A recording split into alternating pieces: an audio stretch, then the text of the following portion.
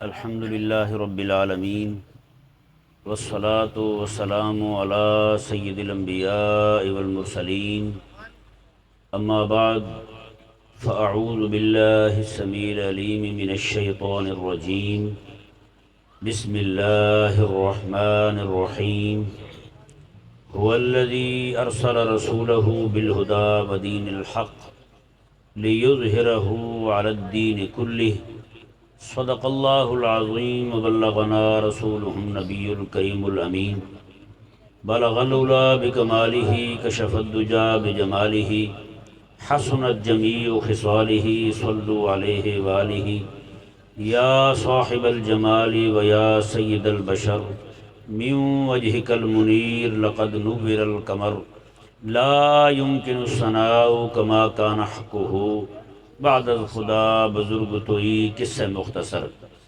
ہزار بار بشویم دہن بمشک و گلاب ہنوز نام تو گفتن کمال بیادبیست۔ حاضرین محترم، اللہ تبارک و تعالی کا کروڑا احسان جس خداوند قدوس نے ہم سب کو آج کی اس عظیم الشان اور عظیم المقصد محفل میں آنے کی توفیق عطا فرمائی۔ بس چند ایک گزارشات آپ کے سامنے رکھی جائیں گی۔ امید کرتا ہوں کہ آپ بھی کامل توجہ کے ساتھ بیٹھیں گے اور جو بھی گفتگو کی جائے گی آپ اسے بھی توجہ سماعت فرمائیں گے۔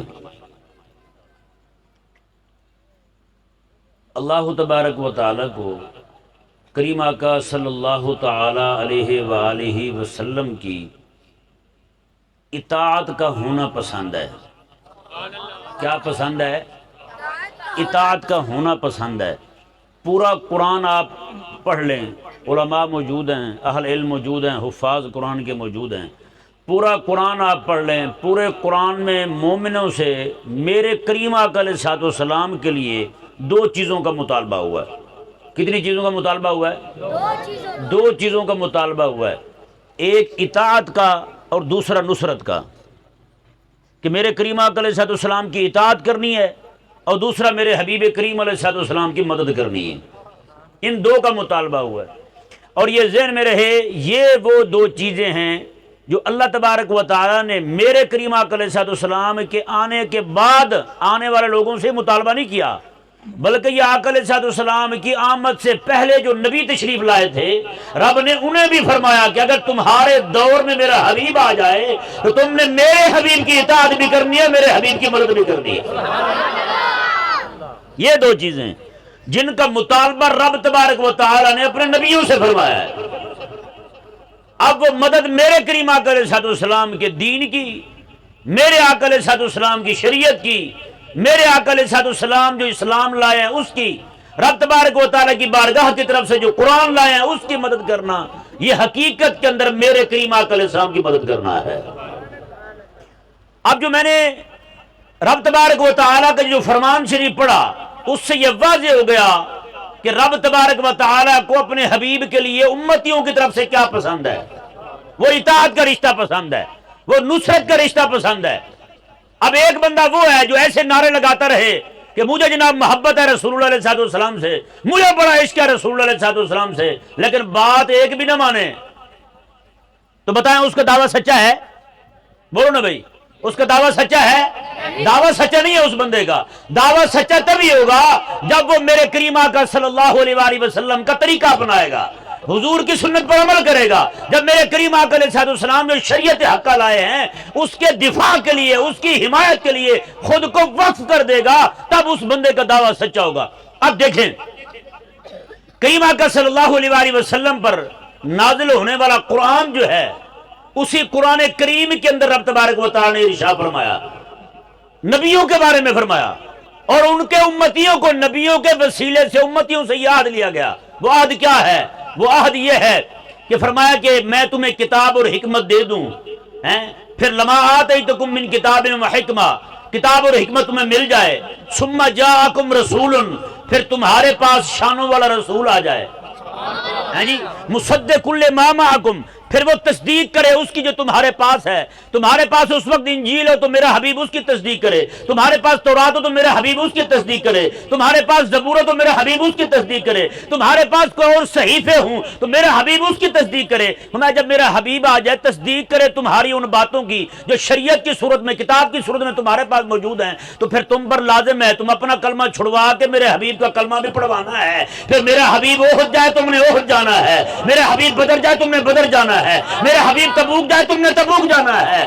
میرا حبیب جہاں بھی جائے تم نے میرے حبیب کی مدد کے لیے ساتھ ساتھ کھڑے ہونا ہے. اب اندازہ لگائیں جی, یہ وہ چیز ہے جس کا مطالبہ رب تبارک و تعالی نے نبیوں سے فرمایا اور نبیوں کے وسیلے سے ان کی امتوں سے فرمایا کہ تم نے میرے حبیب کریم صلی اللہ علیہ وآلہ وسلم کے دین کے دفاع کے لیے میرے حبیب کریم علیہ السلام کی مدد کے لیے کھڑے ہونا ہے. اب ذرا بتائیں, جو وعدہ رب تبارک و تعالی پچھلے نبیوں سے لے رہا ہے, ان کی امتوں سے لے رہا ہے کہ اگر میرا حبیب تمہارے پاس آ جائے تم نے یہ کام کرنا ہے, اگر وہ حبیب رب ہمیں دے دے,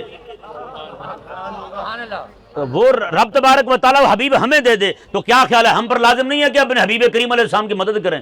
اب ذرا اندازہ لگائیں, ذرا دیکھیں اس بات کو کہ رب یہ چاہتا ہے کہ بندے اطاعت اور نصرت کا رشتہ قائم کریں حبیب کریم علیہ السلام کے ساتھ. اب یہاں پر میں ایک حدیث پاک آپ کو سناتا ہوں. میں کہتا ہوں ہم سب کو, مجھے اور آپ کو جھنجھوڑنے کے لیے یہی کافی ہے, کیونکہ آج ہم نے جو مقصد بنا رکھے نا سے روٹی کھانا پینا اور بس گھر میں پڑے رہنا, بچے پالنے بڑے کرنے, ان کی شادی کر دینی. ہاں جی, بچے کی شادی ہو گئی, بڑا بندہ کمال ہے جی, دیکھ کے گیا اپنے پوتے دیکھ گیا, اور کیا دیکھتا وہ, مقصد یہی ہے بس پوتا دادا پوتے دیکھ لے, پوتا اپنے دادے کو دیکھ لے. پوتا بعد میں آئے بھرتا رہتا, یا دادا میں مر گیا, میں دکھایا نہیں منہ اس نے اپنا, بڑا جلدی مر گیا دادا ہمارا. تو یہ کوئی مقصد نہیں ہے دنیا میں آنے کا. ہمارا دنیا میں آنے کا مقصد کیا ہے؟ وہ ہے حبیب کریم علیہ السلام کی نصرت اور اطاعت. یہ دو چیزیں جس کا مطالبہ ہم سے قرآن میں ہوا ہے. اب دیکھیں, میرے کریم آقا علیہ السلام نے اپنے صحابہ کرام علیہ مردوان میں سے ایک لشکر ترتیب دیا مدینہ منورہ سے. جمعرات کا دن ہے, میرے آقا علیہ السلام نے فرمایا ایک صحابی کو امیر بنایا, میں کہ تم جاؤ یہاں سے, باقی صحابہ کو ساتھ لے جاؤ, فلاں علاقے میں جا کر حملہ کر دو. اب انہوں نے کیا کیا, جو امیر تھے انہوں نے کہا کہ میرے پاس جو سواری ہے وہ بڑی ہی تیز رفتار ہے, کیوں نہ میں آج ٹھہر جاؤں, یہاں جمعرات ہے, حضور کی بارگاہ میں رکوں, صبح کو جمعہ حضور کے پیچھے پڑھ کے یہاں سے چلا جاؤں گا میں. ہیں جی, عشق والی بات تو ویسے لگتی ہے نا جی, ہمارے جیسے بندہ تو بڑی بات دل کو لگتی ہے, لیکن انہوں نے کیا کیا, جمعہ پڑھنے کے لیے جب حضور کے پیچھے گئے, آقا علیہ السلام خطبہ ارشاد فرما رہے ہیں, خطبے کے دوران, عین خطبے کے دوران حضور کی نگاہ پڑی جب آقا علیہ السلام کے اس غلام پر, آقا علیہ السلام نے خطبہ روک کے اس سے پوچھا, اور میں نے تجھے کل روانہ کیا تھا مہم پر, تو وہاں نہیں گیا, اور میں نے بھیجا تھا کافروں سے لڑ جا کے, ادھر نہیں گیا, تو یہاں بیٹھا ہے. انہوں نے عرض کی حضور میرے پاس سواری تیز رفتار تھی, میں نے کہا وہ جائیں گے, میں پیچھے دوڑ کے پہنچ جاؤں گا, چلو جمعہ آپ کے پیچھے پڑھ لوں. میرے کریم آقا علیہ السلام نے یہ نہیں فرمایا بہت اچھا کیا تو نے بھائی, کمال کیا تو نے, جمعہ میرے پیچھے پڑھ لیا تو نے. نہ, جن کے نظر میں مشن ہونا وہ پھر یہ باتیں ان کے نزدیک معنی نہیں رکھتی. یہ عشق کا اظہار اپنی جگہ, مشن اپنی جگہ. وہ عشق کون سا ہے جو مشن کو قربان کر کے عشق کیا جائے؟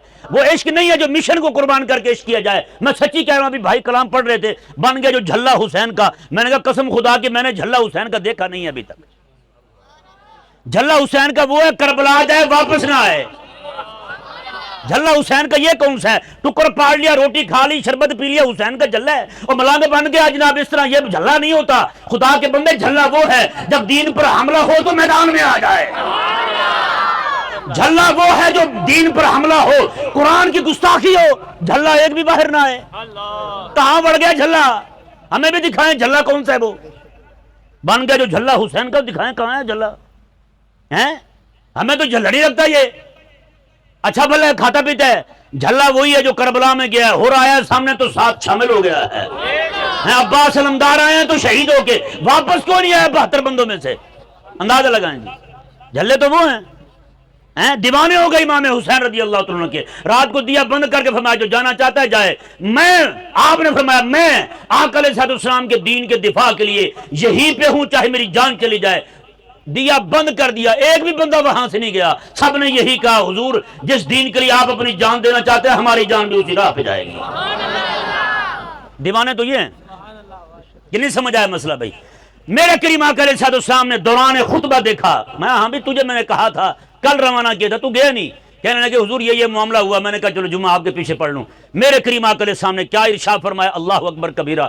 میرے حضور ارشاد فرماتے ہیں, فرمایا کہ جو ثواب وہ لے گئے تمہیں نہیں مل سکتا, جو ثواب وہ لے گیا تمہیں نہیں مل سکتا, وہ اجر وہ پا گئے جو میرا حکم مان کے چلے گئے. اس سے ثابت کیا ہوا, وہ عشق بھی وہی بارگاہ میں قبول ہے جو مشن کے تابع ہو, جو مشن کے تابع ہو. اب دیکھیں میرے کریم آقا, مسند احمد بن حنبل میں یہ حدیث پاک ہے, میرے کریم آقا علیہ السلام نے ایک صحابی کو روانہ کیا, جا فلاں عاشق کو, فلاں گستاخ کو مار کیا. حضور کا غلام جا رہا ہے گستاخ کو مارنے کے لیے. کہتے ہیں کہ آقا علیہ السلام نے فرمایا کہ فلاں وقت سے پہلے اسے مار دینا. کہتے ہیں اب میں نے دیکھا نماز عصر کا وقت ہو گیا, میں نے کہا اگر میں نماز پڑھتا ہوں یہاں تو کہیں یہ نہ ہو کہ میں اس گستاخ کو مارنے سے, یعنی کہ وہ اس کا معاملہ قضا ہو جائے, وہ دفع ہو جائے, وہاں سے بھاگ جائے. تو کہتے ہیں میں نے کیا کیا, دوڑتے دوڑتے نماز پڑھ لی. سبحان اللہ, زور سے کہیں نا سبحان اللہ.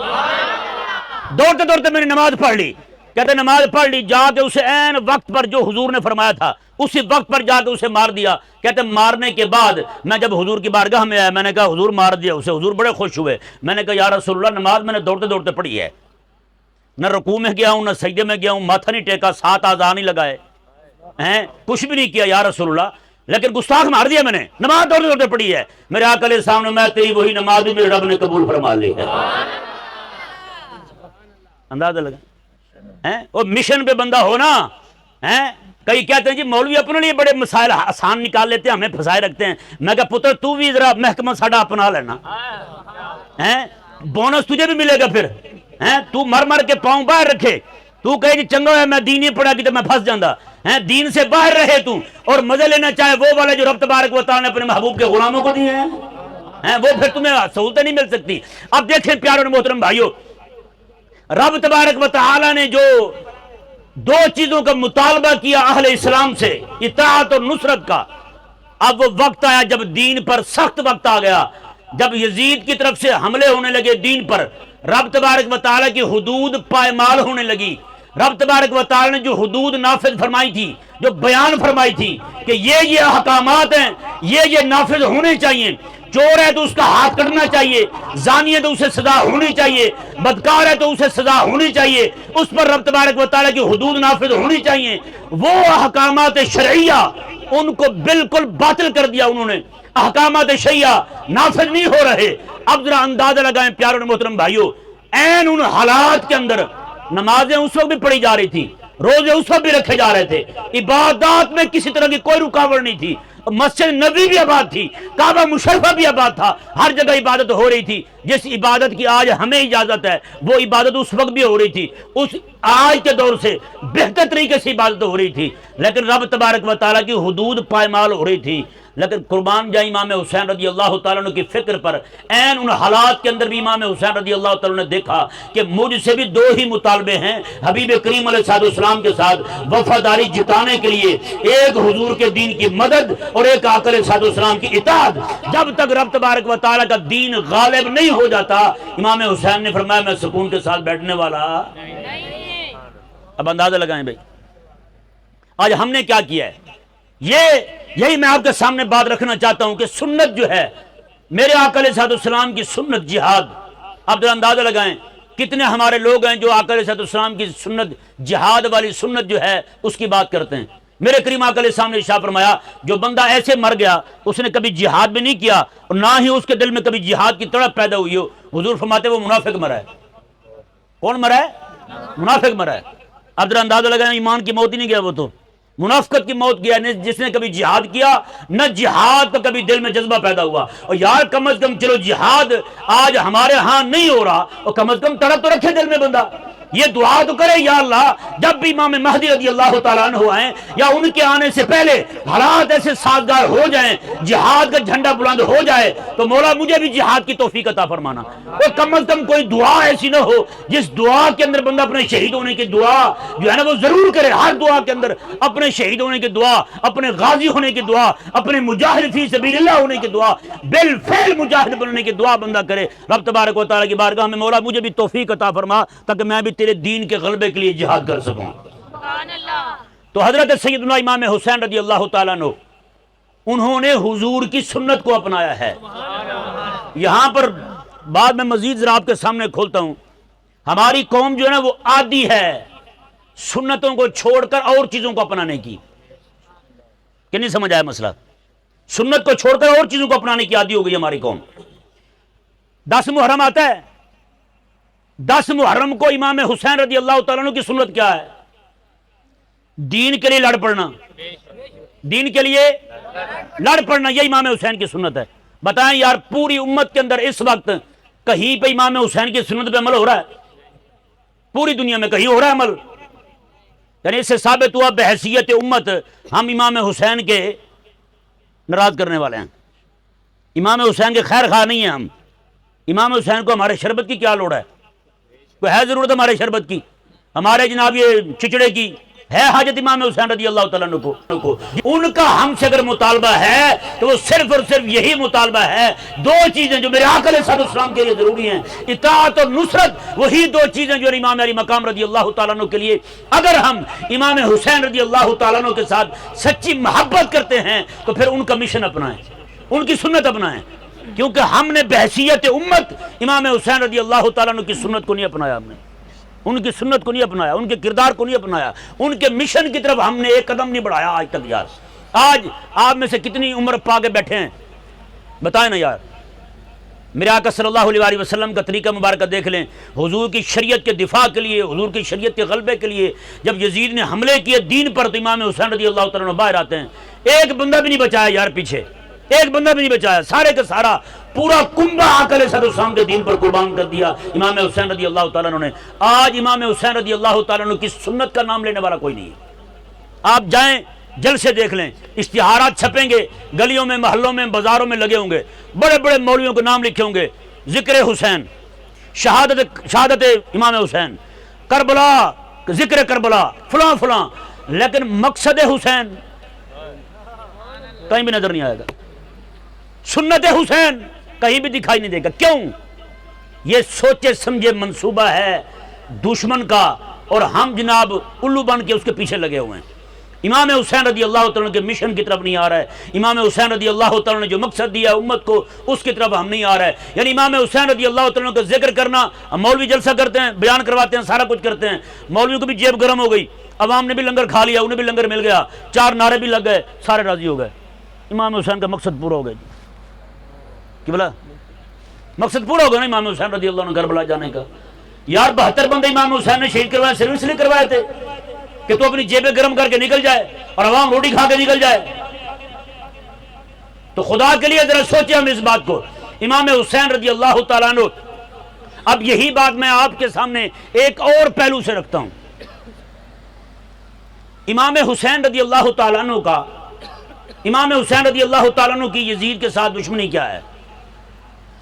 ہماری دشمنی یزید کے ساتھ بات سے شروع ہو رہی ہے، امام حسین کی دشمنی یزید سے پہلے کی ہے. یعنی جس نقطے پر امام حسین نے دشمنی کی یزید سے، وہ نقطہ ہمارا نہیں ہے، ہم نے وہ نقطہ نہیں اپنایا. سنیں ذرا غور کے ساتھ میری طرف دیکھیں. امام حسین رضی اللہ تعالیٰ عنہ نے جو یزید کے ساتھ دشمنی کی، وہ دشمنی ہے اس کی دین کی دشمنی کی وجہ سے. نہیں سمجھ آیا مسئلہ؟ اس نے دین کے ساتھ دشمنی کی، حدود اللہ کو پائمال کیا. امام حسین رضی اللہ تعالیٰ عنہ نے اس کے ساتھ دشمنی کی، امام حسین کی اس کے ساتھ لڑائی بنی اس کے دین کی مخالفت کی وجہ سے. ہماری یزید کے ساتھ دشمنی کیوں ہے؟ اس کے امام حسین کو شہید کرنے کی وجہ سے. اس سے ثابت ہوا امام حسین رضی اللہ تعالیٰ عنہ کی جو یزید کے ساتھ دشمنی ہے وہ لمبی ہے، ہماری دشمنی بعد میں شروع ہو رہی ہے. اگر ہم بھی وہی دشمنی کا معیار رکھتے، دشمنی کا وہی نقطہ ہم اپناتے جو امام حسین کا تھا، تو پھر ہم ہر یزید کے ساتھ دشمنی رکھتے. نہیں سمجھ آ رہا ہے مسئلہ یار؟ ہاں بھائی، امام حسین رضی اللہ تعالیٰ عنہ آپ یزید کے دشمن ہیں اس کی دین کی دشمنی کی وجہ سے. تو پھر وہ دین کی دشمنی جہاں بھی پائی جائے گی تو امام حسین کی سنت اپنانا ضروری ہوگا، ہم اس سے دشمنی رکھیں. لیکن ہم کیا کریں؟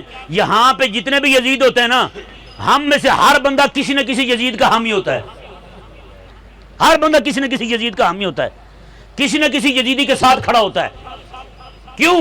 کہ جتنے کام یزید نے دین دشمنی کے کیے تھے اس سے کئی گنا بڑھ کر 1000 گنا زیادہ کام دین دشمنی کے آج کے حکمران کر رہے ہیں. لیکن ہماری قوم، میں فلانی آئی کا ہوں، میں فلانی جماعت کا ہوں، میں فلانی کا ہوں، میں فلانی تحریک کا، میں فلانی تحریک کا، انہی تحریکوں کے ساتھ کھڑے ہو کے پرانے یزید کو گالی دیتے ہیں۔ میں نے کہا تیرے سے بھی بڑا منافق کوئی نہیں ہیں۔ ایک یزید کی گود میں بیٹھ کے دوسرے یزید مرے ہوئے کو گالیاں دینا ہیں، زندہ یزید سے جفیاں اور پرانے یزید کو گالیاں دینا۔ میں نے کہا نہ، میں نے کہا یہ نہ مشن ہے نہ اس کا تقاضا ہے تجھ سے جس چیز کا تقاضا ہے وہ مشن انبیاء ہے۔ ابراہیم علیہ السلام نے کھڑے نمرود کو للکارا ہے، نمرود سامنے ہے، اسے للکارا ہے، حکومت سے ٹکر لی ہے۔ حضرت موسیٰ علیہ السلام نے یہ نہیں کہ نمرود کو گالیاں دے کے پیچھے ہو جائیں، نہ، آپ لڑے ہیں کس سے؟ سامنے کھڑے فرعون سے، سامنے کھڑے فرعون سے لڑے ہیں۔ میرے کریم آقا علیہ السلام نے یہ نہیں کیا وہ فرعون برا تھا، نمرود برا تھا، نہ، سامنے کھڑے ابو جہل کو للکارا ہے، سامنے کھڑے ابو جہل کو للکارا ہے میرے کریم آقا علیہ السلام نے، سامنے کھڑے ابو لہب کو للکارا ہے میرے کریم آقا علیہ السلام نے۔ پھر میرے کریم آقا علیہ السلام کو جب پتہ چلا مدینے کے اندر کہ ہرقل جو ہے ابو عامر فاسق کے کہنے پر، اس کی شاہ پر ہمارے مدینے پر حملہ کرنے والا ہے، میرے آقا علیہ السلام 30,000 صحابہ کو لے کر 900 میل کا سفر کر کے اور تبوک جا پہنچتے ہیں۔ میں تو آنے لگا مدینے، میں تو وہی تھا، میں تیرے پاس آ رہا ہوں۔ للکارا میرے کریم آقا علیہ السلام نے وہاں جا کے انہیں۔ تو اب ذرا اندازہ لگائیں پیارے اور محترم بھائیو، یہ ہے مشن، یہ منافقت ہے کہ یہاں بیٹھ کے کسے گالیاں دے رہے ہیں؟ یزید کو، لعنت یزید تے۔ اور میں نے کہا سامنے جڑا کھڑا ہے انہوں کہہ کے دیکھ ہیں، تاکہ تینوں پوچھے تو انہوں پوچھ ہیں، یہ تیری طبیعت صاف کرے تو اس کی کر۔ میں نے کہا یہی حسینیت ہے۔ امام حسین رضی اللہ تعالیٰ نے یزید کو للکارا جو زندہ تھا، حکومت اسی کے پاس ہے، گھوڑے کوڑے اسی کے پاس ہیں، فوج پولیس ساری اسی کے پاس ہے۔ فرزدق سے پوچھا تھا نا امام علی مقام رضی اللہ تعالیٰ نے جی ارشاد فرمائیں کہ میں کہ فرزدق یہ بتا عراق کے کیا حالات ہیں؟ انہوں نے کہا جی عراقی لوگ جو ہیں نا، کوفی لوگ، ان کے دل آپ کے ساتھ ہیں لیکن تلواریں یزید کے ساتھ ہیں۔ نہیں سمجھ آیا مسئلہ؟ دل آپ کے ساتھ ہیں، تلواریں یزید کے ساتھ ہیں۔ مطلب یہ کہ دل میں محبت آپ کی ہے لیکن تلواریں یزید کے کہنے پہ چلیں گی، تلواریں یزید کے کہنے پہ چلیں گی، جو یزید کہے گا ویسے ہوا۔ آج بھی یہی ہے نا، کہتے ہیں مولوی صاحب اسی بھی عاشق رسول ہونے ہیں، لیکن کی کریے مجبوری ہے، حکومت پیسے دیں تو اسی طرح نہ دیں سن، پھر ہیں کہتے نہیں کہتے۔ تو یہ منافقت ہے، یہی یزیدی فوج کی مجبوری تھی، یزید کی پولیس کی مجبوری تھی، یہی میرے دور کے لوگوں کی مجبوری ہے۔ ہاں جی، ان کے دل بھی خدا رسول کی طرف ہیں لیکن ان کے ہاتھ اور تلواریں جو ہیں وہ یزید کے ساتھ ہیں۔ وہ وقت کا یزید کہے نا مسجد داخل ہو جاؤ، یہ جوتے پہن کے مسجد داخل ہو جائیں گے۔ وقت کا یزید کہے کہ عالم کو گھسیٹ کے جیل ڈال دو، انہوں نے ڈال دینا ہے۔ یہ نہیں پوچھنا کہ یہ بندہ جناب مجرم ہے یا نہیں ہے، انہوں نے کہنا بھی ہم تو بھی 30,000 لیتے ہیں، ہم تو 50,000 لیتے ہیں، ہم نے تو وہ حلال کرنا ہے۔ جس کا بندہ کتا بھونکے بھی نہ اس کے لیے، میں نے کہا یا جس خالق اور مالک نے اتنا عطا فرمایا اس کے بندوں کو پڑھتے ہوئے شرم نہیں آئی تجھے؟ اس نے 30,000 دیے ہیں، اس نے تجھے کروڑوں کی اتنی ساری پورے جسم کی پراپرٹی عطا فرمائی ہوئی ہے، اس کا حق تجھے پر کوئی نہیں ہے کہ اس کا حق جانتے پہچانتے ہوئے کچھ حیا کا داعیہ تیرے اندر پیدا ہو جائے اور حق کی پیروی کر لے، دین دشمن حکومت کے سامنے کھڑا ہو جائے۔ تو پیارے محترم بھائیو، دین دشمنوں کے سامنے کھڑے ہونا، طاغوت کو للکارنا، دین دشمن کو للکارنا، یہ میرے امام حسین رضی اللہ تعالیٰ عنہ کی سنت ہے۔ اور جھلا حسین کا، دیوانہ حسین کا صرف وہی ہوگا جو امام حسین رضی اللہ تعالیٰ عنہ کی طرح کربلا کا راہی بن جائے۔ تو یہ امام علی مقام رضی اللہ تعالیٰ عنہ کا مقصد۔ اب میں آخری پیغام آپ کے سامنے رکھنا چاہتا ہوں، آپ میں سے ہر بندہ اپنے امام کی خدمت میں عرض کرے، جہاں بھی کوئی جلسہ کروائیں، خطیب بلوائیں، مضمون یہی رکھیں، مقصد امام حسین، سنت امام حسین، اور انہیں کہیں امام حسین گئے ہیں ہم مانتے ہیں، آپ شہید ہوئے ہیں ہم مانتے ہیں، آپ یہ بتائیں گئے کیوں تھے؟ بس یہی پوچھیں ان سے۔ ابھی میں نے پچھلے جمعہ کو خطاب کیا تھا، امام حسین رضی اللہ تعالیٰ عنہ کے جانے کا مقصد، امام حسین رضی اللہ تعالیٰ عنہ کیوں گئے وہاں پہ؟ آپ کے اپنے ملفوظات شریفہ، آپ کا اپنا پہلا خطبہ جو آپ نے میدان کربلا میں دیا ہے، اور جو ہیں یزید کی فوج چھوڑ کر امام حسین کے ساتھ شامل ہوئے ہیں، وہ والا خطبہ بیان کیا۔ شروع سے لے کر آپ گھر سے روانہ ہوئے، اہل مدینہ نے روکا، سب کے سامنے آپ نے یہی بیان کیا، میں حضور کی شریعت کے اعزاز کے لیے، اس کے غلبے کے لیے جا رہا ہوں، حضور کے دین کی سربلندی کے لیے جا رہا ہوں، باطل جو ہے وہ سر اٹھا چکا ہے، اس کا سر کچلنے کے لیے جا رہا ہوں۔ مدینہ میں حضور کی بارگاہ میں آئے، جا کر یہی کہا یا رسول اللہ یہ حکمران شرابیں پی رہے ہیں اور اس طرح کی حرکتیں کر رہے ہیں، میں کبھی بھی آپ کی بارگاہ چھوڑ کے نہ جاتا اگر یہ آپ کے دین پر حملے نہ کرتے، تو میں اس لیے جا رہا ہوں۔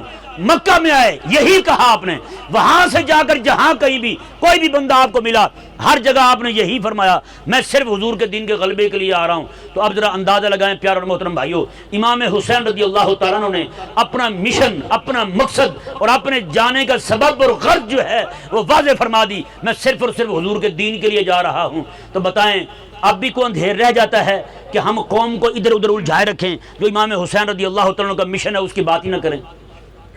آپ پھر ائمہ کرام کو کہیں، 10 بستہ عرض کریں، ہاتھ باندھ کے کہیں کہ حضور مہربانی فرمائیں ہمیں یہ بتائیں کہ امام حسین کیوں گئے تھے، بس، اور ہمیں یہ بتائیں کہ آج کے دور کے اندر امام حسین رضی اللہ تعالیٰ عنہ کی سنت کو کیسے زندہ کیا جا سکتا ہے۔ ہمیں یہ ارشاد فرمائیں کہ امام حسین رضی اللہ تعالیٰ عنہ کی سنت کو زندہ کرنے کے لیے ہمیں کیا کرنا ہوگا۔ تو اس طرح کی باتیں جو ہیں جب ہم سنیں گے تو انشاءاللہ عز و جل امت کے بچوں کے اندر پھر غیرت ایمانی پیدا ہوگی، پھر یہ بچے جو ہیں پھر دوبارہ کربلا واقع ہوگی۔ آج یزید بہت ہے، کربلا کی ضرورت ہے، کہ نہیں سمجھ آئی؟ یزید بہت ہے، کربلا کی ضرورت ہے۔ کربلا تبھی واقع ہوگی جب حسین کا غلام ہوگا کوئی، سمجھ نہیں آیا مسئلہ؟ آج یزید بہت ہیں، یزید لاکھوں کروڑوں کی تعداد میں ہیں جی، وہ یزیدی طاغوتی شکل میں، کفر یا کافر کی شکل میں، ہندو کی شکل میں، مجوسی کی شکل میں، یہود و نصارہ کی شکل میں، اور لبرلزم سیکولرزم کے سرغنوں کی شکل میں، طاغوتی دجال کے پیروکاروں کی شکل میں آج پوری دنیا میں موجود ہیں، ایک ایک محکمے میں موجود ہیں، ایک ایک دفتر میں موجود ہیں۔ ان کے ساتھ لڑنے کی ضرورت ہے۔ تو پیارے محترم بھائی، یہ تبھی ہوگا جب کو حسین کھڑا ہوگا، حسین کا غلام کھڑا ہوگا، وہ تبھی کھڑا ہوگا جب ہم امت کا ذہن بنانے میں کامیاب ہوں گے۔ اللہ تبارک و تعالی ہم سب کو سمجھنے کی اور غلبہ دین کے لیے ہمہ وقت کوشاں رہنے کی توفیق عطا فرمائے۔ وما علیہ الا البلاغ۔